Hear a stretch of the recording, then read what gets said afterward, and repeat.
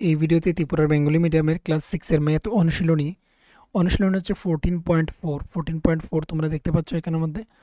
তো এখানের মধ্যে নাম্বার 1 কোয়েশ্চনটা দেখে নাও। PQ একটি রেখাংশ আঁকো। রেখাংশ একটি আকার অঙ্কন করার জন্য PQ এর ওপর M একটি বিন্দু নাও। M একটি বিন্দু নেওয়ার জন্য PQ এর উপর স্কেল ও পেন্সিল কম্পাসের সাহায্যে PQ এর M বিন্দুতে একটি লম্ব অঙ্কন করো। তো প্রথমটি তো এখানে হচ্ছে খুবই ইজি। তো আমি দেখিয়ে দিচ্ছি প্রথমে কিভাবে করতে হবে।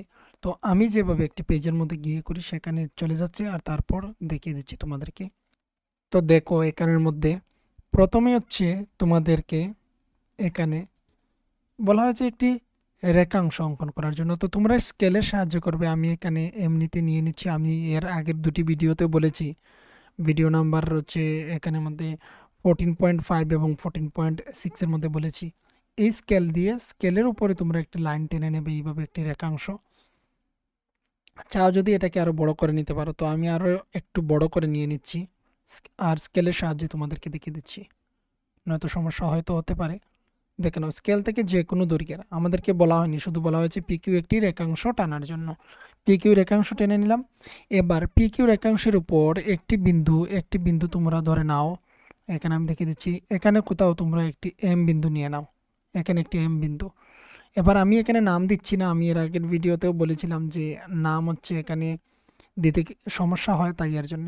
তো দেখো এখানে কি করবে, এখানে হচ্ছে এই বিন্দুটা হচ্ছে এম নাম দিয়ে দিলাম। এম নাম দিয়ে দেওয়ার পর এখান থেকে এখানে বা আরও ছোট করে আমরা এখান থেকে আরও ছোট করে আমরা এটাকে লক করে এখানে এম বিন্দু, যেখানে কম্পাসটা বসিয়েছি এটার নাম হচ্ছে এম বিন্দু। এবারে পুরো রাউন্ড হয়ে গিয়েছে, পুরো রাউন্ড না হওয়ার কথা ছিল, তো রাউন্ড হয়ে গিয়েছে যেহেতু, তাহলে হয়ে যাক, সমস্যা নেই। এবার দেখো, এবার হচ্ছে তোমরা এটা থেকে কিছুটা বড় করে নিয়ে নিচ্ছি। তার অর্ধেকের থেকে কিছুটা বড় করে নিয়ে নিতে পারো, বা এখান থেকে এতটুকু যতটুকু সমান রয়েছে তার সমান করে আমরা উপরে এখানে কেটে দেব। এখানে কেটে দেব, ঠিক হচ্ছে। এখানে বসিয়ে এখানে আবার কেটে দেব। তো নাম হচ্ছে কি, এই পয়েন্টের নাম এখানে দিয়ে দেবে পি, এবং এই পয়েন্টে এই জায়গাটার নাম হচ্ছে কিউ, এই জায়গাটার নাম হচ্ছে এম। এবার স্কেল বসিয়ে তোমরা স্কেল বসাবে। স্কেল বসিয়ে এখান থেকে এখানে পুরো এইভাবে একটি লাইন টেনে নেবে। এটা হচ্ছে লম্ব হয়ে গেল, এম বিন্দুতে লম্ব হয়ে গেল। তো এটার নাম কোনো কিছু দেওয়া হয়নি, তো এটার নাম যে কোনো কিছু দিয়ে দিতে পারো। এম এম তো দেওয়ার রয়েছে, এন দিয়ে দিতে পারো, তাহলে হবে। এবার হচ্ছে এখান থেকে এই ছবিটা আমি নিয়ে নেব। তো দেখো এইবারে এখানে এই যে ছবিটা এখানে নিয়ে এসেছি, এখানে নিয়ে এসে নাম দিয়ে দিলাম। এখানে বলেছিলাম পি, আর এটা পি কিউ প্রথম রেখাংশ আমরা টেনেছি। আর এখানে এম বিন্দুতে আমরা এম এন একটি লম্ব অঙ্কন করলাম, লম্ব অঙ্কন করা হয়ে গিয়েছে। এবার অঙ্কন পদ্ধতি দেখে না, আমি একই সাথে এখানে লিখে একসাথে তোমাদেরকে দেখিয়ে দিয়েছি। ছবিটা এনে তারপর আমি লিখে নিয়েছি, কেননা এখানে লেখাটা কিছুটা ধীরে ধীরে হয় আমার, তাই এর জন্য তোমাদের দেখতে বোরিং হবে, তাই এর জন্য লিখে দিয়েছি। উপরে কিভাবে অঙ্কন করেছি সেটা দেখেছো, আর এখান থেকে তোমরা লেখাটা এখান থেকে শিখে নেবে। আরও একটি বিষয় বলি, এখানে আমি যা যা বলবো সেখান থেকে তোমরা লেখার চেষ্টা করে নিও, কেননা আমার হচ্ছে এই যে হ্যান্ড রাইটিংটা খুবই খারাপ, তার জন্য হয়তো তোমরা নাও বুঝতে পারো। প্রথমে হচ্ছে অঙ্কন পদ্ধতি। পিকিউ একটি রেখাংশ অঙ্কন করি। প্রথমে আমরা পিকিউ একটি রেখাংশ অঙ্কন করেছি। পিকিউ রেখাংশের উপর এম একটি বিন্দু নেওয়া হলো। দেখো এখানে নেওয়া হলোই আমি লিখি, কেন নেই, অ্যাকচুয়ালি আমি নেই প্রত্যেকটির মধ্যে লিখে ফেলি। নেই, এম একটি বিন্দু নেই। তো এম একটি বিন্দু নেই কথাটা একটু অন্যরকম দেখায়। তো একটি বিন্দু নেওয়া হলো। তারপর স্কেল ও পেন্সিল কম্পাসের সাহায্যে পিকিউ এর উপর এম বিন্দুর মধ্যে বা এম বিন্দুতে লম্ব অঙ্কন করি, অর্থাৎ এম এন লম্ব পিকিউ। পিকিউ এর উপর এম এন হচ্ছে একটি লম্ব, এটা হচ্ছে সিম্বল, লম্ব সিম্বল। উল্টা টি এর মতো দেখা যাচ্ছে, এটা হচ্ছে লম্বের কিন্তু সিম্বল। তো এটা এখানে কমপ্লিট, এটা মুছে নিচ্ছি আর তারপর 2 নম্বরটা তোমাদেরকে বলে দিচ্ছি আবার। দেখো এবারে 2 নম্বরটা দেখে নাও। এখানের মধ্যে 2 নম্বরটাতে কি বলা হয়েছে, 2 নম্বরটাতে বলা হয়েছে এখানের মধ্যে এম এন, তার উপর একটি টান দেওয়া রয়েছে বা দাগ দেওয়া রয়েছে তার অর্থ হচ্ছে এটি একটি রেখাংশ। তো এম এন যে কোনো দৈর্ঘ্যের একটি রেখাংশ অঙ্কন করার জন্য এম এন এর বহিস্থ একটি বিন্দু পি নাও, তার বাহিরে একটি পি বিন্দু নেওয়ার জন্য স্কেল এবং পেন্সিল কম্পাসের সাহায্যে পি বিন্দু থেকে এম এন এর উপর একটি লম্ব অঙ্কন করো বা লম্ব আঁকো এম এন এর উপর। তো দেখে নাও কিভাবে করব। তো এবারে দেখো, প্রথমেই বলা হয়েছিল যে এম এন যে কোনো দৈর্ঘ্যের। তো আমরা একটি লাইন টেনে নিলাম, লাইন টেনে নিলাম। তো এবারে এটা হচ্ছে দুটি পদ্ধতির মাধ্যমে করা যায়, দেখে নাও।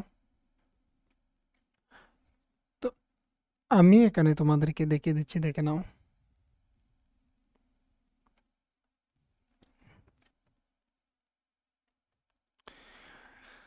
তো এই লাইন টেনে নিলাম, একটি লাইন টেনে নিচ্ছি যে কোনো মাপের। তো আমি এখান থেকে এতটুকু পর্যন্ত নিয়ে নিলাম, 9 পর্যন্ত নিয়ে নিলাম। তো এটাকে আমরা নাম দেব এম এবং এন। পরবর্তীতে আমি নাম দিয়ে দেব এম এন। তাদের বাইরে একটি পি বিন্দু নেওয়ার জন্য, তাদের বাইরে যে কোনো কোথাও একটি বিন্দু পি নেওয়ার জন্য। তো পি দেখে নাও, পি এখানে আমি এই জায়গাতে নিয়ে নিচ্ছি, এখানে আমি একটি পি বিন্দু নিয়ে নিচ্ছি। এবারে হচ্ছে এই যে পেন্সিল কম্পাস রয়েছে, এটাকে এই বিন্দুতে বসাবো, বসিয়ে এমনভাবে কাটবো এখানের এই যে বৃত্তচাপটা এমনভাবে অঙ্কন করব যাতে করে এই দিক এবং এই দিক দুটি দিকেই ছেদ করে, দুটি দিকেই ছেদ করে। বাস এই দুটি জায়গাতে ছেদ করে ফেলেছে, দুটি জায়গাতে ছেদ করে ফেলেছে। এবার এখানে বসাবো, বসিয়ে এটা থেকে কিছুটা বড় নিয়ে নিতে পারি, বা এখান থেকে এতটুকু বড় করেও আমরা কিন্তু এখানে অঙ্কন করতে পারি, বা তার থেকে একটু বেশি নিয়েও আমরা হচ্ছে সেম মাপের। এবারে এখানে কেটে দেব, আবার হচ্ছে এখানে বসাবো, দেখে নাও এই জায়গাতে কেটে নেব। এবারে হচ্ছে এই যে এখানে স্কেল রয়েছে, স্কেলের সাহায্যে আমাদের এখানে করতে হবে। আমি কিন্তু স্কেলের সাহায্য ছাড়াও আমি এখানে করে নিতে পারি, কিন্তু তোমাদের দেখানোর জন্য হচ্ছে স্কেল ব্যবহার করছি। এইভাবে এই পি বিন্দু আর ওই যে বিন্দুটা এখানে রয়েছে, এখানে এই দুটি বিন্দুকে এইভাবে যুক্ত করে দেব। যদি চাও তাহলে এতটুকু পর্যন্ত না অঙ্কন করে নিলেও হতো, কিন্তু অঙ্কন করে নিলাম। এই হচ্ছে লম্ব অঙ্কন করাটা এখানের মধ্যে। তো এই ছবিটাকে ওইখানে নিয়ে যাব, নাম দেব, আর তারপর তোমাদেরকে লিখে আমি দেখিয়ে দিচ্ছি। তো এইবারে দেখো এখানে ছবিটার নাম দিয়ে দিয়েছি, এর হচ্ছে এম বিন্দু, এম বিন্দু, এম এন, এম এন। একটি রেখাংশ অঙ্কন করি। অঙ্কন করার পর বহিস্থ মানে এই রেখার বাহিরে একটি বহিস্থ একটি পি বিন্দু নিলাম, বা পি বিন্দু নেওয়া হলো। তারপর আমরা এখানে স্কেল এবং পেন্সিলের সাহায্যে, স্কেল এবং পেন্সিলের সাহায্যে আমি কি করলাম, এখানের মধ্যে একটি লম্ব অঙ্কন করলাম। লম্ব কিভাবে অঙ্কন করেছি এটা তোমরা নিশ্চয়ই দেখেছো। তো এটা লম্ব অঙ্কন করে নিলাম। তো লম্বটা হচ্ছে কি পি কিউ। এটা কি হলো, পি বিন্দু থেকে আমরা লম্ব অঙ্কন করলাম কার উপরে, এম এন এর উপরে, যার নাম হচ্ছে পি কিউ লম্ব এম এন। এই তো এটা হচ্ছে কমপ্লিট। আর এই যে প্রশ্ন রয়েছে, প্রশ্ন যেভাবে রয়েছে সেখান থেকে হচ্ছে এই লাইনগুলো লেখা যেতে পারে, দেখে নাও। এখানে কি করেছি, এম এন একটি রেখাংশ অঙ্কন করি, মানে এম এন যে কোনো দৈর্ঘ্যের একটি রেখাংশ আঁকো। আমরা এখানে বললাম এম এন একটি রেখাংশ অঙ্কন করি।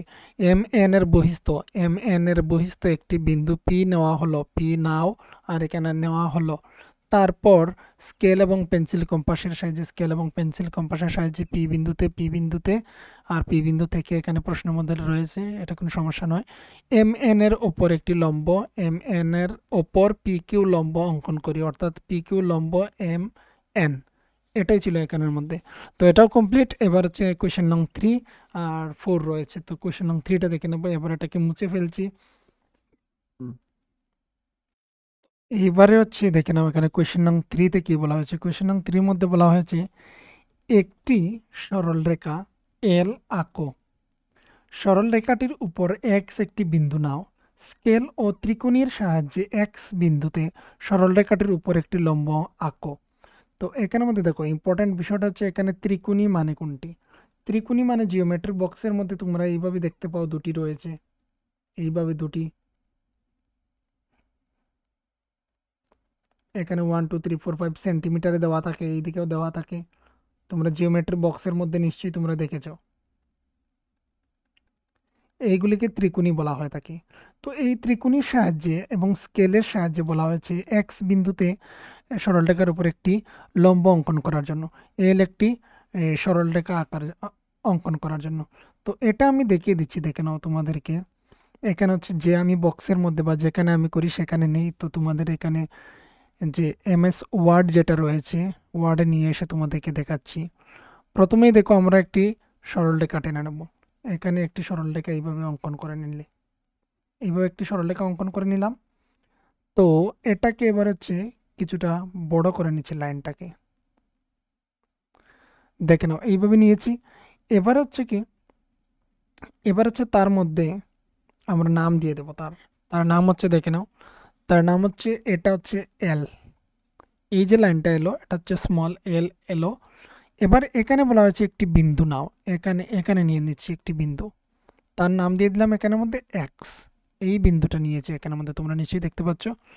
এটা হচ্ছে নাম দিয়ে দিলাম এক্স। এবার ত্রিকোণীর সাহায্যে এখানে, এবারে হচ্ছে ত্রিকোণী আমি যে জিওমেট্রিতে গিয়ে আমি করি সেখানের মধ্যে ত্রিকোণী নেই, ত্রিকোণী নেই, তাই এর জন্য এটা আমি ব্যবহার করছি এখান থেকে।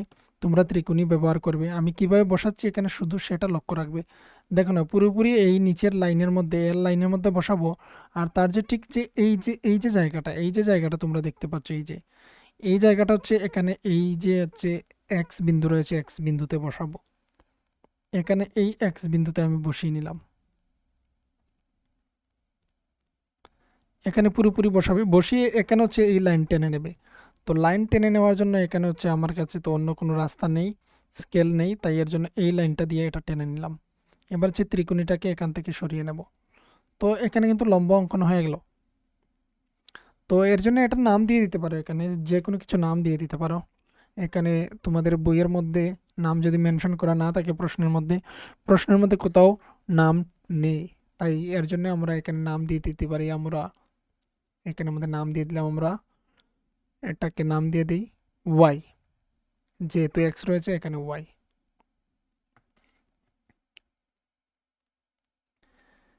এবার হচ্ছে এখানে লেখাটা দেখে নাও, আর এখানে নাম দিয়ে দিলাম।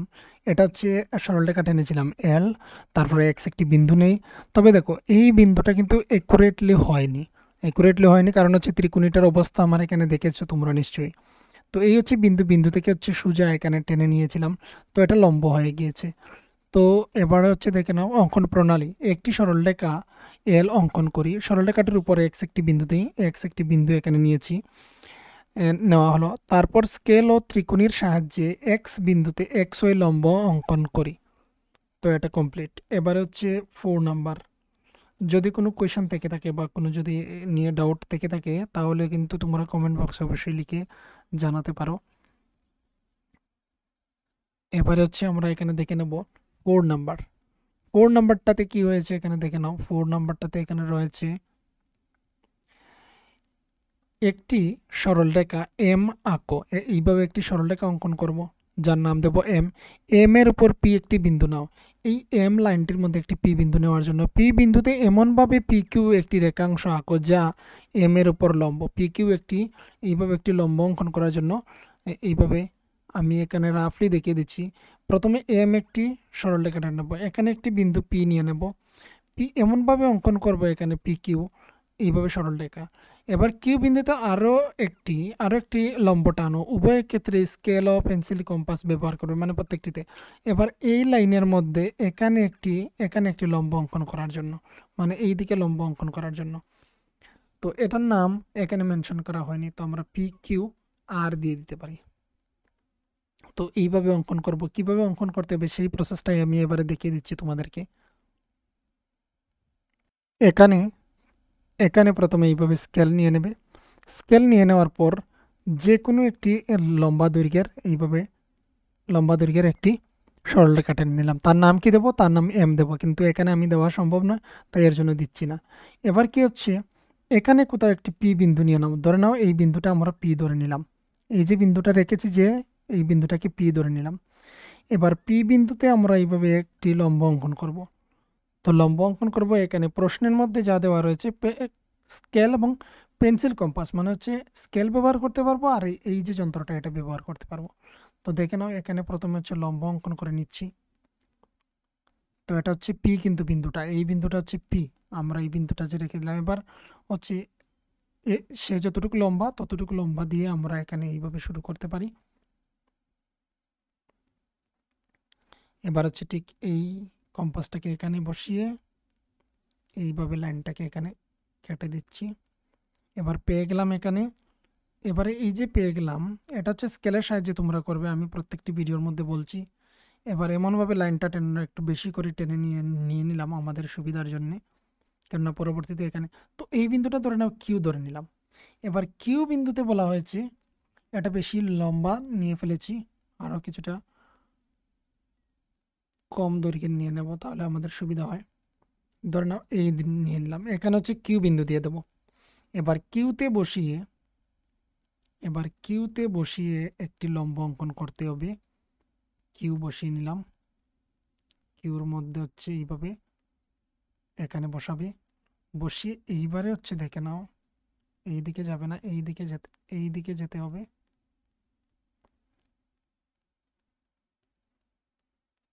বাস, এইবারে এটাকে চেঞ্জ না করে আমরা হচ্ছে এখানে টেনে নেব।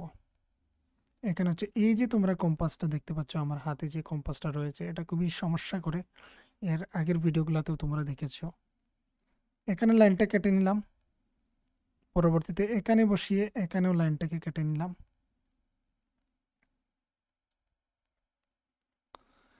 এবার হচ্ছে এই বিন্দুতে বসিয়ে এখানে লাইনটা কেটে নেব। আবার হচ্ছে এখানে বসিয়ে এই জায়গাতে এখানে কেটে নেব। এবার এটাকে সরিয়ে নিলাম। এখান থেকে যে ডাইরেক্টভাবে করেছিলাম সেভাবে করা যেত, বা এখানে বসিয়ে এখানে লাইনটাকে কেটে এখানে আবার কেটে তারপর এখানেও কেটে আমরা লম্ব অঙ্কন করতে কিন্তু পারি। এবার এখানে বসিয়ে এই লাইনটুকুকে এইভাবে নিয়ে নিলাম। তো এই লাইনটার নাম দিয়ে দেবো আর। তো এটা কিন্তু আমরা ওই পিকিউ এর উপরে আমরা কিন্তু একটি লম্ব টেনে নিলাম। এবার হচ্ছে এটাকে এখান থেকে নিয়ে নিচ্ছি আর নিয়ে পরবর্তীতে লেখাটা তোমাদেরকে দেখিয়ে দিচ্ছি। একই সাথে এখানে ছবি নিয়ে এসে এবং তার সাথে লেখাগুলি কমপ্লিট করে নিয়েছি।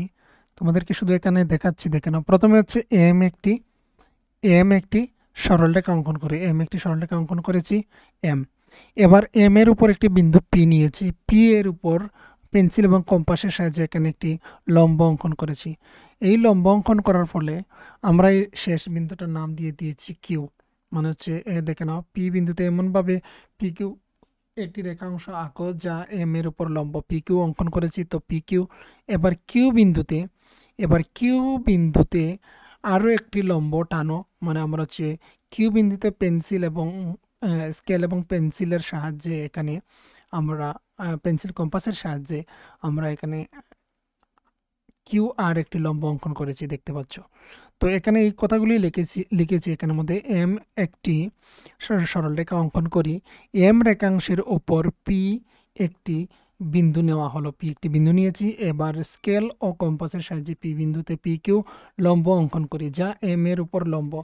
আবার পি কিউ এর কিউ বিন্দুতে পি কিউ সরলরেখা এর, এখানে সরলরেখা এটা বোঝাচ্ছে সরলরেখা এর কিউ বিন্দুতে স্কেল ও কম্পাসের সাহায্যে কিউ আর লম্ব অঙ্কন করেছি। আর এখানে হচ্ছে তোমাদের 14.4 এখানে তোমাদের কমপ্লিট। আশা করি বুঝতে পেরেছো। যদি কোনো জায়গাতে কোনো সমস্যা থেকে থাকে তাহলে অবশ্যই কমেন্ট বক্সে জানাবে, আমি চেষ্টা করবো সেগুলো উত্তর দিয়ে দেওয়ার জন্য তোমাদেরকে।